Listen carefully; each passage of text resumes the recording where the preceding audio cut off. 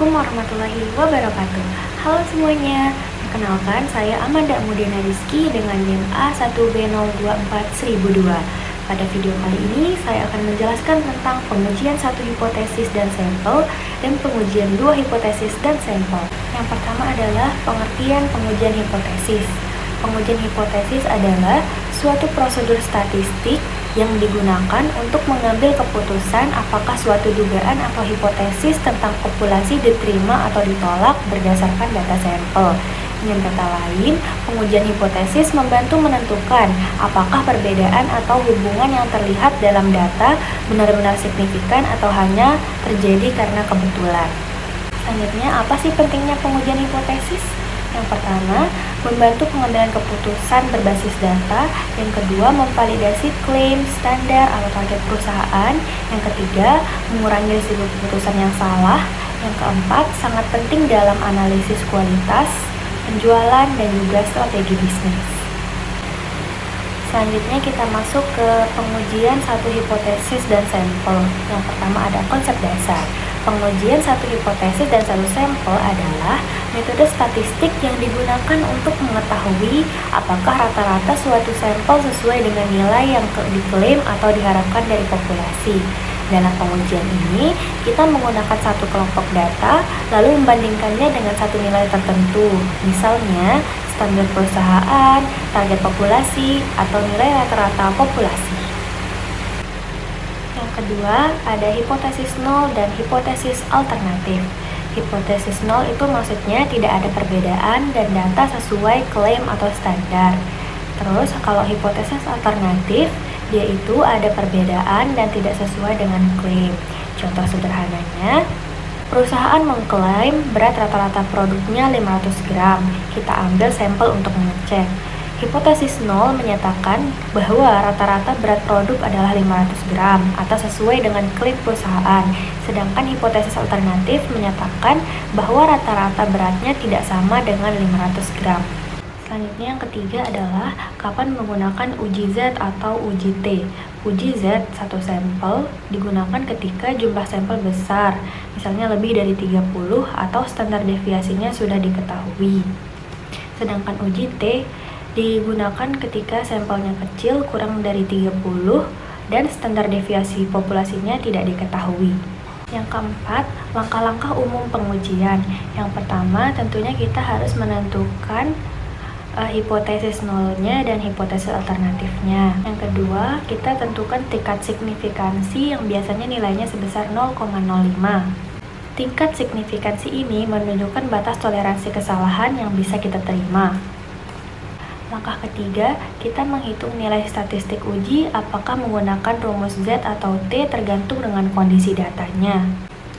Langkah keempat, kita menentukan nilai kritis atau p-value.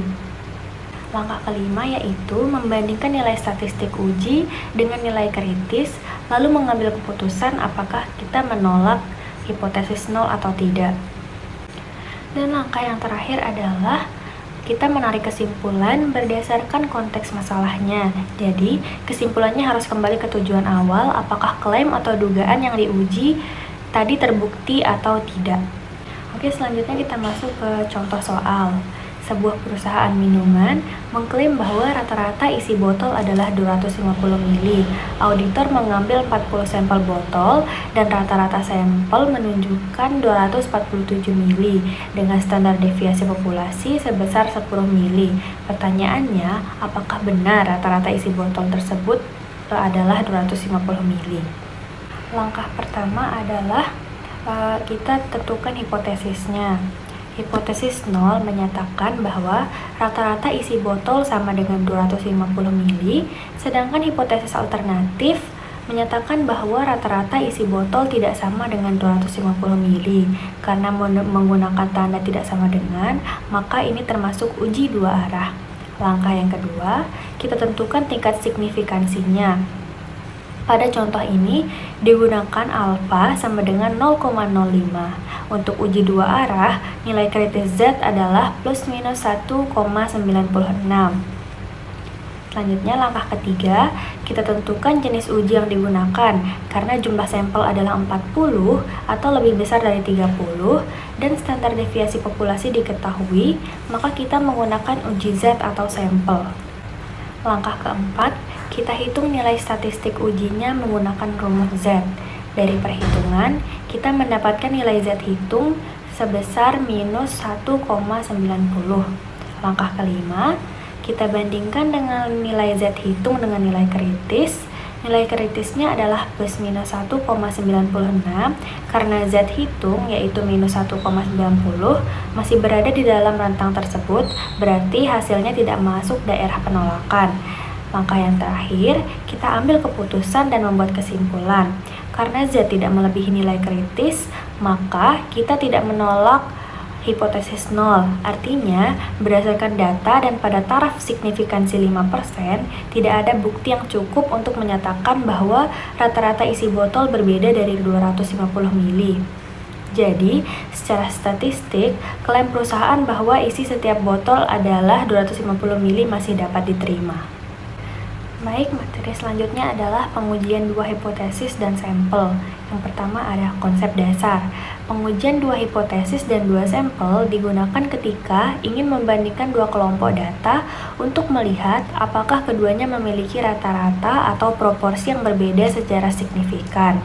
Ini sangat penting dalam bisnis karena perusahaan sering ingin mengetahui apakah dua cabang memiliki kinerja yang berbeda, apakah strategi A lebih efektif daripada strategi B, apakah produk baru lebih disukai dibandingkan produk yang lama, atau apakah pelatihan benar-benar meningkatkan performa karyawan. Selanjutnya jenis-jenis pengujian dua sampel. Ada 3 jenis. Yang pertama adalah uji dua sampel independen. Digunakan ketika data berasal dari dua kelompok yang berbeda. Contohnya pelanggan cabang A versus cabang B. Yang kedua, uji dua sampel berpasangan atau parity test digunakan ketika data berasal dari kelompok yang sama tetapi diukur 2 kali. Contohnya, performa karyawan sebelum dan sesudah pelatihan. Yang ketiga, ada uji proposal dua sampel, digunakan untuk membandingkan persentase, bukan rata-rata. Contohnya, persentase pelanggan yang membeli di toko A versus toko B. Yang ketiga ada langkah-langkah umum pengujian. Langkah yang pertama, tentukan hipotesis 0 dan hipotesis alternatif. Yang kedua, tentukan alfa, biasanya nilainya sebesar 5%. Yang ketiga, tentukan jenis uji, apakah uji Z, T independen, atau parity test. Keempat, hitung statistik ujinya. Langkah kelima, menentukan nilai kritis atau p-value. Yang langkah terakhir yaitu membuat keputusan atau kesimpulan. Yang terakhir adalah contoh penerapan pengujian dua hipotesis dan sampel dalam dunia bisnis. Contohnya yaitu, perusahaan ingin membandingkan apakah rata-rata kepuasan pelanggan cabang A dan cabang B berbeda. Datanya cabang A banyak pelanggannya 30, rata-rata 8,2, sedangkan cabang B pelanggannya juga 30, rata-ratanya 7,5. Contoh ini menggunakan uji dua sampel independen. Teman-teman bisa lihat di sini ada diagram batangnya. Dari diagram terlihat bahwa batang cabang A lebih tinggi dibandingkan cabang B, yang artinya tingkat kepuasan pelanggan lebih tinggi di cabang A. Penjelasan statistiknya, diagram ini membantu kita melihat apakah perbedaan antara dua kelompok cukup besar untuk diuji lebih lanjut dengan uji dua sampel independen. Jika perbedaannya signifikan secara statistik, berarti kualitas pelayanan atau faktor lainnya di cabang A memang lebih baik daripada cabang B. Sebagai penutup, dari materi yang telah kita bahas, kita bisa melihat bahwa pengujian hipotesis baik satu sampel maupun dua sampel memegang peran yang sangat penting dalam ekonomi dan bisnis. Pada pengujian satu sampel, kita belajar bagaimana membandingkan data sampel dengan suatu nilai standar atau klaim tertentu. Metode ini sangat berguna ketika perusahaan ingin memastikan bahwa kualitas produk, kepuasan pelanggan, atau kinerja operasional sudah sesuai dengan target yang ditetapkan. Sementara itu, pengujian dua sampel membantu kita membandingkan dua kelompok data, seperti dua cabang perusahaan, dua strategi bisnis, dua periode waktu, dan dua jenis perlakuan. Dengan analisis ini, perusahaan dapat mengetahui apakah sebuah perubahan benar-benar memberikan pengaruh yang signifikan, atau hanya terjadi karena kebetulan dari sampel. Secara keseluruhan, kedua jenis pengujian ini memberikan landasan statistik yang kuat untuk mendukung pengambilan keputusan. Dengan melakukan pengujian hipotesis, perusahaan tidak perlu menebak atau mengandalkan intuisi saja, tetapi dapat membuat keputusan berdasarkan bukti dan data yang dapat dipertanggungjawabkan.